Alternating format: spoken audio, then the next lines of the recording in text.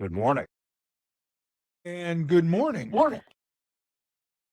Robert, thank you for being here. You're welcome. You finally made it happen. Booked through November. We are, which is typical. We leave December open we don't play Christmas week and we used to play. Right. Good morning, fellow shit talkers. Morning, Howard. I like this guy already. Not at this hour. No way. He's an afternoon gym guy. He's not a morning gym guy. He's not getting up and going to the gym. I can tell you that. I'm a no gym guy. I walk and split wood. That's my workout. That's me too. That's me too. Yeah. And he does it with his neighbor's wife. Go figure that. My partner, my girlfriend, I live in a town called West Barnet, Barnet, Vermont. And my girlfriend calls me the wood whore of West Barnet. Because if there's a tree down, I'm going to be knocking on your door to see if you want me to take it away for you. Hey, Phil, Here I am. Good morning, Phil. Good morning. I'd like to introduce you to Robert, midlife crisis band member. Founder. Just a video. Yeah, that is correct. Yeah. In fact, I go by Bob. Actually, I only get Bob? Robert when my girlfriend's pissed off at me, which is I go by Bob 50% myself. So So slide, let's drop. Yep. Yeah.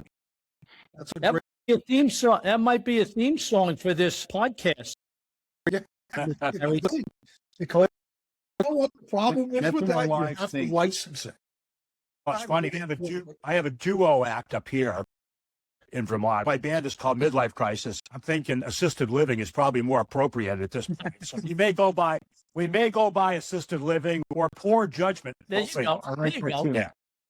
Hey, let me ask you something. Has anybody ever thrown their back out while you guys were loading equipment? No, actually, our keyboard player has a bad back to begin with, so we do have to help him load and unload. Some of our stuff is heavier than others. His stuff's particularly heavy. And listen, you stay strong when you go out and you do firewood, and you're a firewood warrior. And I don't play guitar or lift equipment, but I've done my share. People say, "Do you have a log splitter?" And I say, "I am the log splitter." That's right. I'm the same way. It's free as for me. I don't pay for it either. Has anybody, when you guys are loading up your equipment and stuff, do they ever mistaking you guys for roadies instead of the band? No, roadies is the drinks we take with us when we're traveling. We are our own roadies. We are our own roadies for sure. Bob, do you line up all the gigs? 95% of them, yeah. I do. I will tell you, one of the biggest hassles is dealing with club owners. What do you need to get? We'd love to have you here. What do you charge? And I'll give them a price, and they'll be like, "Oh." That's And then they'll be like, how many people will you bring with you? I don't know. I don't have a crystal ball that works anymore, man. I would tell you that our claim to fame is that we keep the crowd. If there's a crowd there, people typically will stay till the end of the show. That'd be my wife. That would be my wife. Any musician will tell you, performing musician will tell you that you feed off the energy of the crowd. We call them chair dancers. One of them, our singer, Billy, our lead singer, owns a landscaping company. He's still working. Mike Hyland, the guitar player, he's a chiropractor. He's still working. So just two, really. Yeah, just two. The rest of us are retired. If you hurt your back, you get fixed right away. Yeah. On the table, I'll take care of you. Yeah, that's right. It's interesting. I saw him early last year, and he was horrible. Really? His voice is totally shot. Really? I smiled. I was like, wow, he's done. He's toast. All I can think of when I see Lyle Lovett is this. He's not exactly what you would call a good-looking man. No, he's not He landed for a short time, Julia Roberts, right? That's right. So I just figure there's hope for all of us, right? Got any good bar stories? Yeah, we've seen an occasional bar fight, which is always a problem. Yeah. I won't tell you who this is, but I saw a girl fight probably 6-7 years ago, and we're actually one of the combatants. We're playing her wedding on Saturday, which is really bizarre. Now that you mention that, yeah. Careful. And down in Connecticut. Yeah, just a lot of weird stuff. I think there are still women out there that don't take this the wrong way, think they're groupies or want to be groupies. Yep. And they'll be up dancing in front of you. And it's almost, and half the time my girlfriend's in the audience, right? So Yeah. you try really hard not to look. We all do that. Since we're talking shit, okay? Since we're talking shit, the one thing I will tell you is this.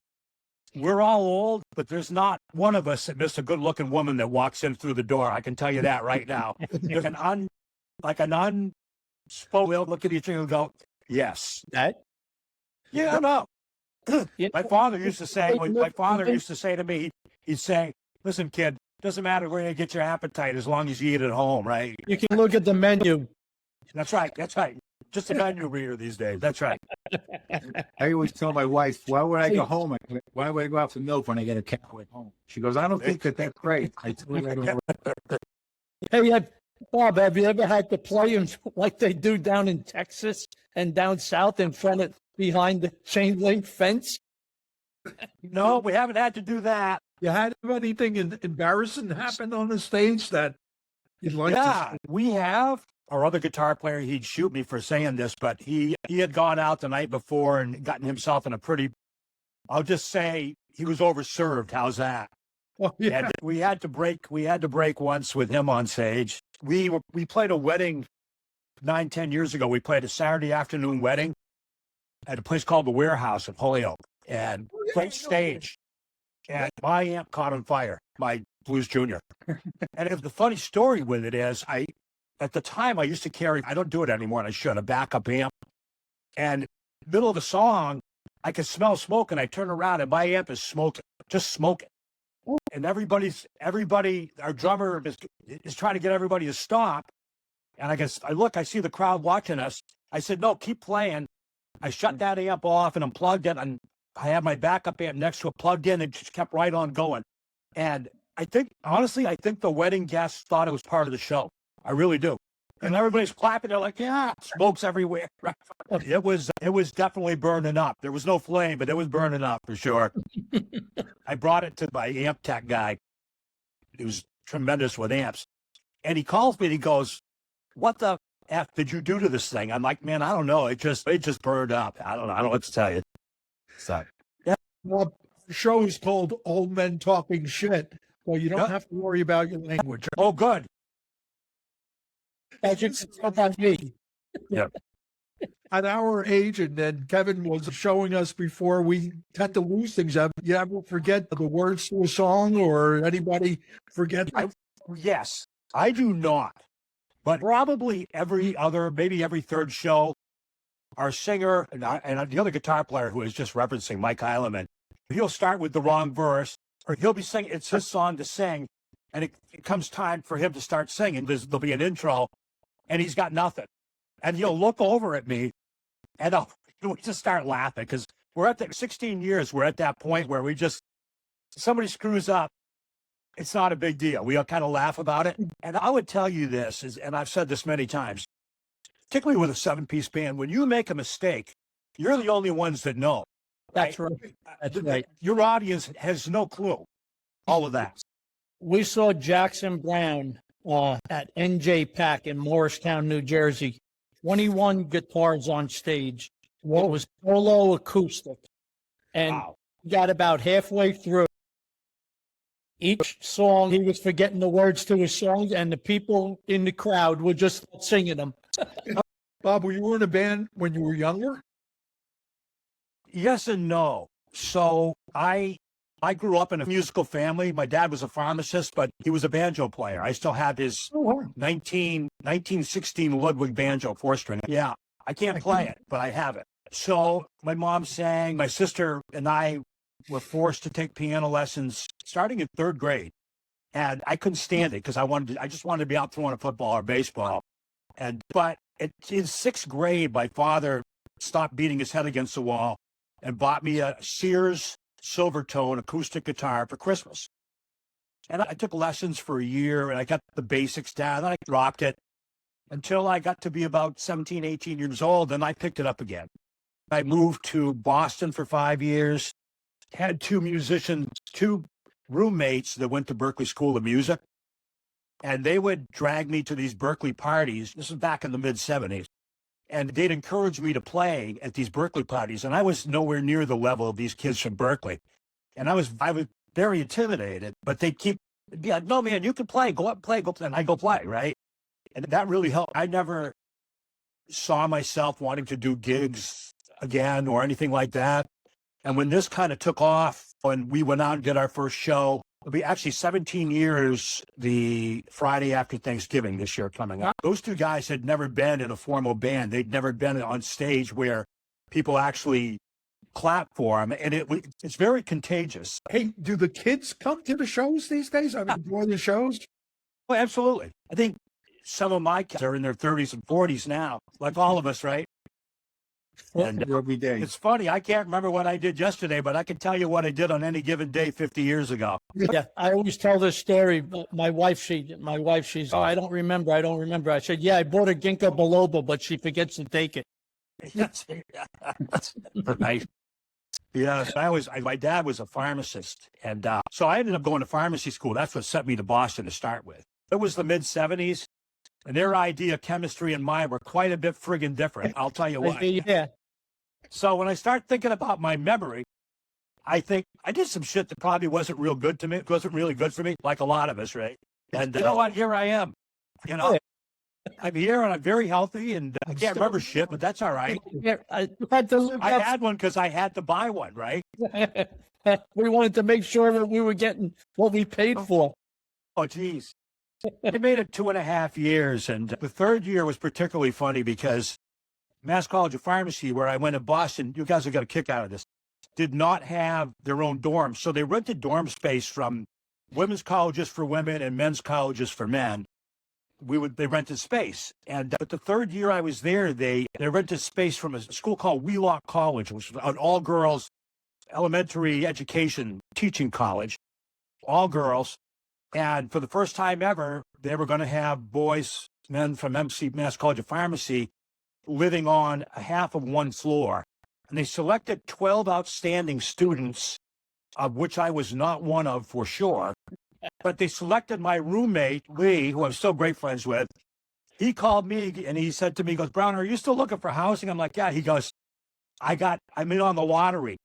I'm going to be living at Wheelock in an all-girls dorm. He goes, they told me to pick a roommate. He goes, you looking? I said, I am now, brother.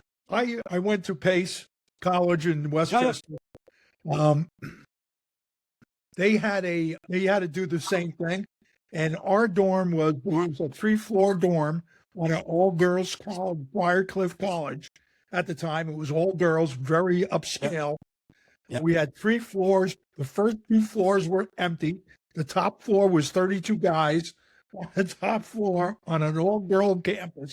Oh, yeah. I got to tell you, I never wanted to leave. I wanted to live. Listen, I dropped out halfway through my third year, but I stayed in the dorm. You kidding me? I got a job working construction in the city, and I stayed in the damn dorm. I'm like, I'm not giving this ride up. I'd be going out the door. My roommate would be, hey, where are you going? I'm going down to Sue's room to borrow an album. I'd come back like 2 days later, but I'd have that friggin' album in my hand. Yep. I got it. That's not all I got, but I got the damn album. Good days, man. Good days. Absolutely. You know what? If you see, it's how we're talking shit, right? I like to say, if you couldn't get laid back then, you couldn't get laid in a whorehouse with $100 bill, right? That's right. Oh, I get plenty of money. Oh, man. Man, huh? Get in. Okay. Those are good days. Holy shit. I have to do that now without beer, for Christ's sakes. Me too. So we got to bring this to an end. Bob, it was great having you on. I got to tell you, very engaging. I enjoyed it a lot. I look forward to seeing your band again. It was great having you the last time, Bob, and hope I didn't embarrass you too badly when I introduced you. But Absolutely. And let me just close by saying thank you very much. I appreciate you guys. This has been very entertaining. And it really is old guys talking shit, isn't it? Absolutely. That's all. That's today. So. Fun. Thank you very much. And again, look forward to seeing you guys out there somewhere in one of the shows. Maybe we could have a few other guys on. Yeah. Yeah, it's tough to get 7 guys to, it really is hard to get 7 guys to. Even for practice, it's really trying to get a practice, trying to get 7 guys lined up is really hard.